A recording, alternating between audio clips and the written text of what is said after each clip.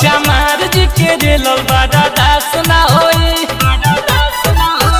हमनी लेखा कवनो बदमाश ना होई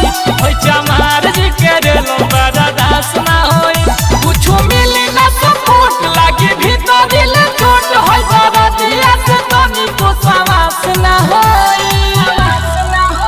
हमनी लेखा कवनो बदमाश ना होई